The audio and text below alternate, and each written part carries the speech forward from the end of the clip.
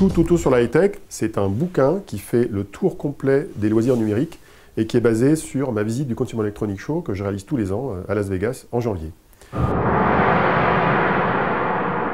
Et je couvre en fait dedans le panorama le plus large qu'on puisse imaginer, du composant de base, capteur ou processeur, jusqu'à la télévision connectée et avec tout ce qu'il y a entre les deux, de tout ce qui peut se passer dans les loisirs numériques.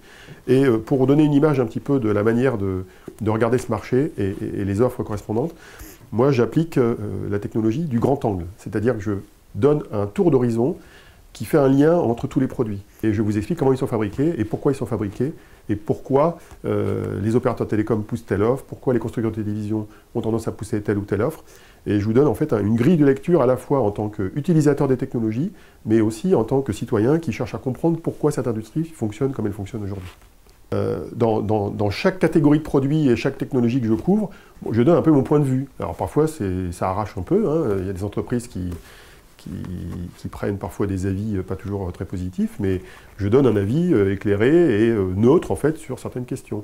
Donc par exemple, quand un sujet est un petit peu dans le vent, mais que en gros la pression médiatique du moment a tendance à exagérer certaines tendances, je calme le jeu. Sur le rôle du mobile par exemple, ou sur le rôle de l'impression 3D. Je le prépare en travaillant toute l'année d'abord, c'est-à-dire en suivant toute l'année l'actualité, alors pas simplement des produits grand public que vous consommez, mais je suis aussi de très très près l'actualité des composants électroniques. Pourquoi ?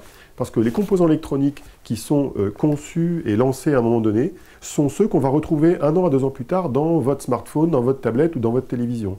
Ou voire dans votre ordinateur. Et donc je m'intéresse de très près, en faisant une sorte de veille technologique, à ce qui va arriver dans les produits du futur. Ça, c'est la première veille.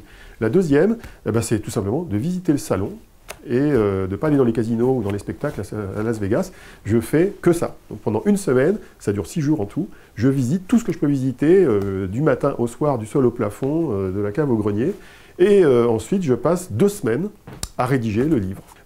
Quand on visite un salon aussi large que le CES, ce qui est frappant, c'est de voir que tous les produits numériques, du plus petit au plus grand, eh bien, est piloté par une tablette ou par un smartphone. Que ce soit la télévision, où on a un guide de programme sur la tablette, que ce soit un podomètre dont on voit les résultats sur sa tablette, que ce soit sa balance connectée comme chez WeThings, où on voit les résultats sur son smartphone.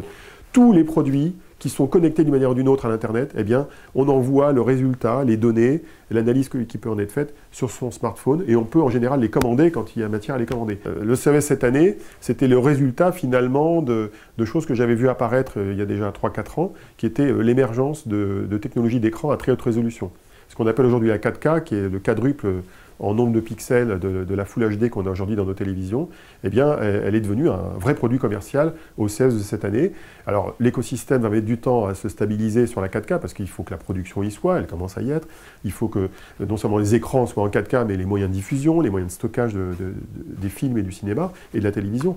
Mais là, il y avait une vraie rupture qui commence à donner le signal que le marché va passer une nouvelle étape en termes de qualité d'image. Mais j'ai vu la même chose dans le domaine du son.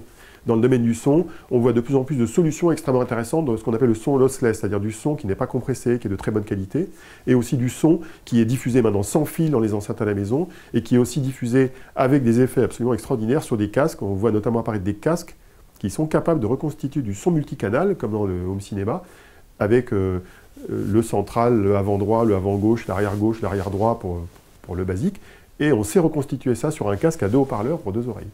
Et ça, c'est assez extraordinaire. Et on voit aussi des technologies de son qui améliorent le son sur les tablettes ou sur les smartphones. Donc l'image s'améliore, le son s'améliore, les technologies réseau s'améliorent avec notamment l'arrivée du Wi-Fi 1 gigabit. Le 1 gigabit est en train de devenir la référence maintenant dans le transfert de données, aussi bien pour les réseaux à longue distance, pas pour la DSL, mais pour la fibre ou pour le câble. Et ça devient aussi la référence pour le réseau domestique pour la maison. Pourquoi 1 gigabit ? Parce que sur 1 gigabit, on va pouvoir transférer plusieurs fois des images 4K sur plusieurs écrans dans la maison. On sait qu'en moyenne, aux États-Unis, il y a à peu près 7 écrans par foyer. Il y a 3 télés par foyer. En France, c'est entre 1,5 et 1,7, je crois. Mais en tout cas, on est dans tous les foyers, dans un marché maintenant où il y a beaucoup de multi-équipements, d'écrans de toute taille. Et donc, il faut que les réseaux qui alimentent la maison soient capables d'alimenter tous ces écrans correctement.